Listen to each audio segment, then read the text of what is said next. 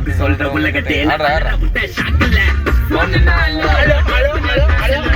Hello மக்களே, இன்றைக்கி நம்ம வாழ்க்கை வரலாறு ஆக்க போகிற சீரிஸோட டே 13.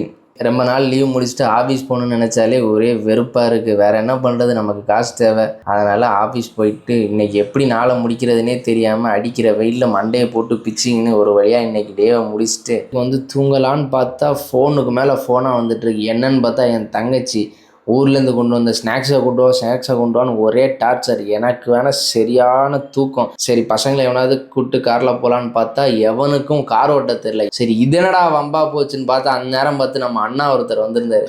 அவரையும் கூப்பிட்டு இந்த பசங்களை அள்ளி போட்டு நான் பின்னாடியே தூங்கிட்டு போகலான்னு கிளம்பி போனால் இவங்க எல்லாம் ஆப்போசிட்டை பல்ட்டி அடித்து என்ன வைபாக்கி விட்டாங்க தூங்க விடாமல்.